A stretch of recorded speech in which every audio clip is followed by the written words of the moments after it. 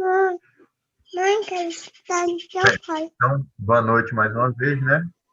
Vou explicar para vocês a nossa atividade avaliativa. Qualquer dúvida é só me perguntar.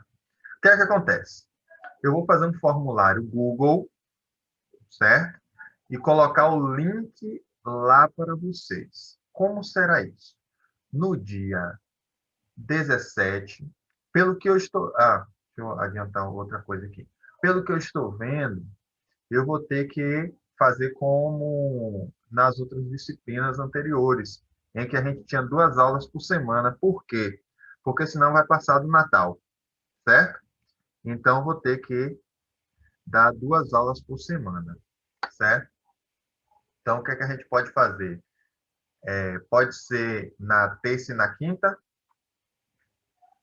ou vocês que sabem. Para mim, qualquer dia à noite pode ser.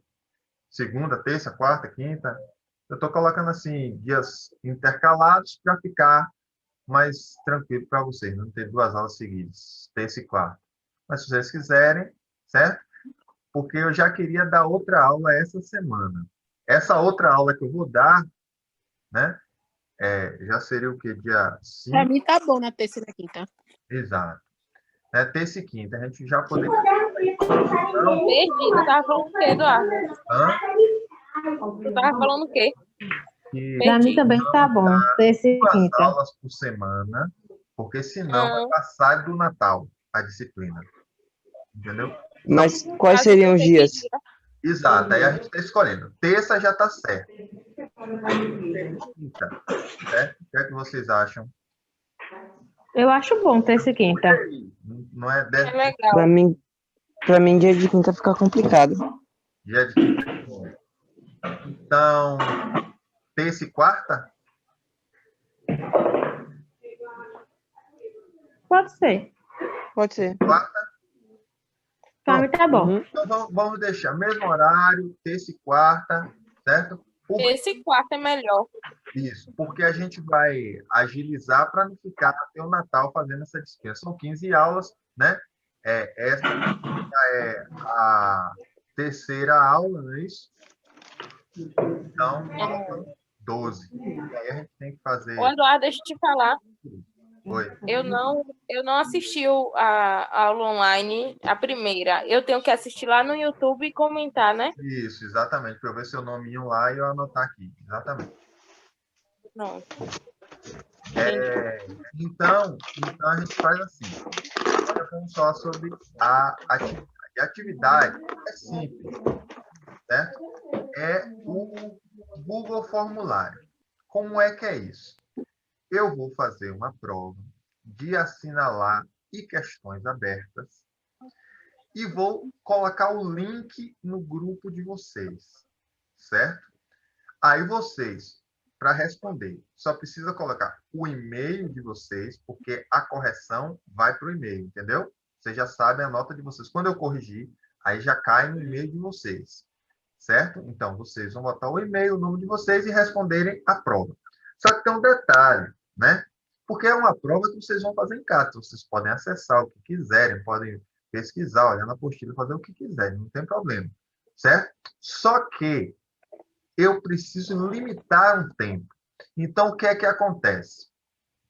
Se esse negócio das 2 aulas der certo, eu até antecipo a atividade, que não é difícil. Eu vou fazer a revisão no dia, certo? Vou fazer uma revisão no dia, uma aula só, 40 minutos, e aí depois eu posto a prova. Faço uma revisão, posto a prova. Aí vocês têm o resto da noite, certo? O resto da noite, então deve ser o quê?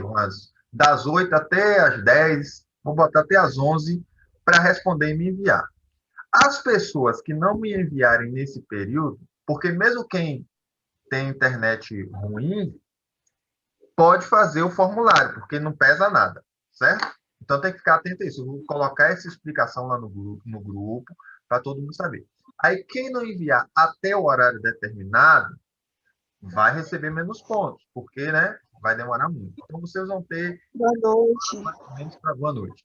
3 horas mais ou menos para fazer essa prova. Não vai ser uma atividade, é só para eu estar avaliando vocês, né?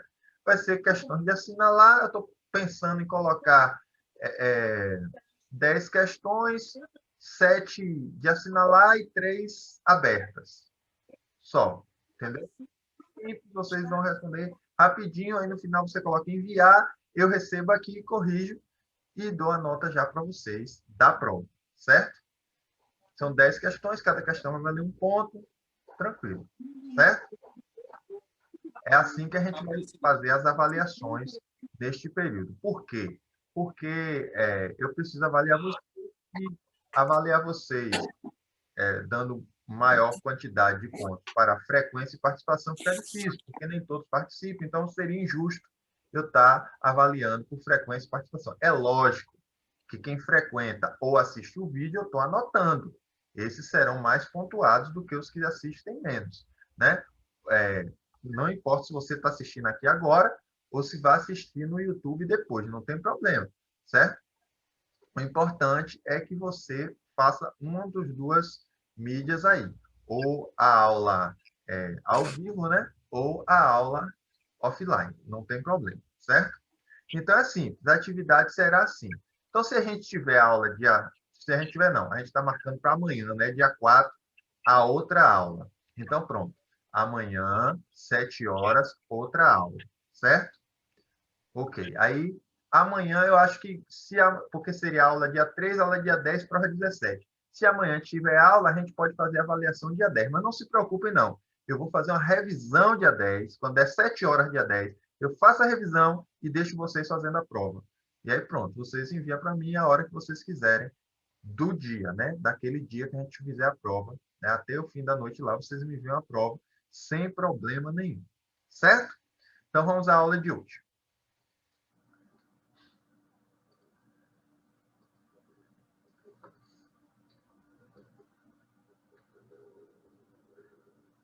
Bem, tá aí, né? Hoje, a gente vai ver o ciclo, né, de contaminação. E na aula de amanhã, a gente vai determinar esse ciclo, como é que é feita essa contaminação entre as pessoas, né? Infecções parasitárias e a transmissão dos agentes infecciosos. Então, tá aí. A cadeia de transmissão dos agentes infecciosos. Certo? Lembrando que agente infeccioso é quem vai causar algum dano ao ser humano e possivelmente também causar doenças, né? A infecção é a penetração, desenvolvimento ou multiplicação de um agente infeccioso no interior do corpo humano ou de outro animal, certo? Para que ocorram as infecções, é fundamental que haja elementos básicos expostos e adaptados às condições do meio. Então, infecção é quando um organismo, seja ele um parasita, certo? Ele infecta nosso corpo, ou um micro-organismo penetra o nosso corpo. O verme também penetra o nosso corpo, certo? Isso é uma infecção. Então, vamos ver quais as características necessárias, quais os elementos básicos para que ocorra essas infecções. Bom, então os elementos básicos da cadeia de transmissão são hospedeiro, certo? Como nós estamos estudando uma disciplina de técnico de enfermagem, então, logicamente, a gente vai estudar as parasitoses e os micro-organismos que atacam o ser humano, logicamente, né?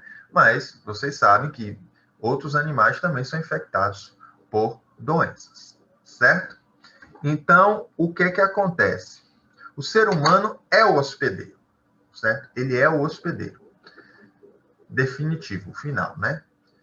O agente infeccioso é quem causa o vírus, ou quem causa a infecção. Nesse caso, eu coloquei o vírus da dengue, que é conhecido, né? O vírus da dengue. É esse vírus. Oi, Eduardo. Boa noite. Desculpa o atraso.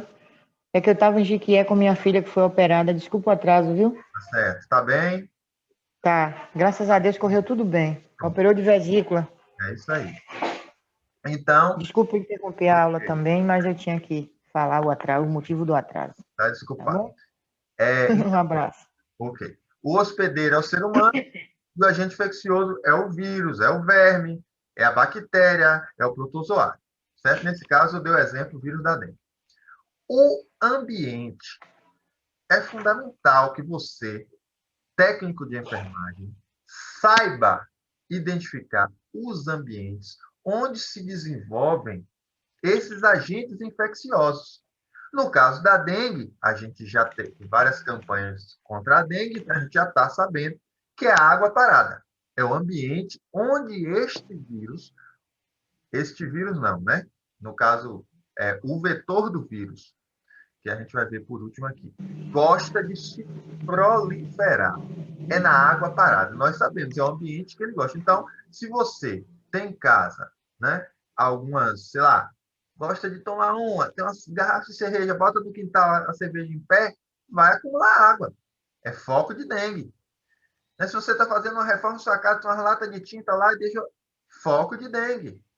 Se você tem carro, trocou de pneus, os pneus estão lá no quintal, foco de dengue. Então, a gente tem que estar atento. E, para isso, a gente tem que entender como é que o ser vivo, o agente infeccioso, se prolifera no ambiente. E, por fim, o vetor, né? Que, em muitos casos, nós temos o vetor que leva à doença, e, em outros casos, a doença não, o agente infeccioso chega no hospedeiro sem intermediário, certo? Mas, nesse caso da dengue, né, em especial, nós temos o vetor, que é quem transporta o agente infeccioso. Ele só faz transportar. O mosquito não fica infectado. Ele só transporta o vírus, certo? Então, ele é um vetor intermediário. Ele só faz levar, certo? Porque tem vetores que o agente infeccioso aproveita do vetor para se reproduzir. Mas, nesse caso, do Aedes aegypti, em especial, ele não fica doente, certo? Ele causa a doença. O vírus está lá dentro dele, mas ele não tem nada, certo? É igual o coronavírus no morcego. No morcego, o coronavírus não faz nada, mas o miserável do coronavírus veio para o ser humano que comeu lá a sopa do morcego infectado. E aí, na gente, já viu o que é que aconteceu, né? Parou o mundo. Então, a cadeia de transmissão é essa. Ser humano, agente infeccioso, ser humano não, hospedeiro, agente infeccioso, meio ambiente e vetor. Vetor não acontece em todos os casos. Então, não acontece em todos os casos, a interação é apenas hospedeiro, agente infeccioso, quando não tem vetor, certo? Quando não tem vetor.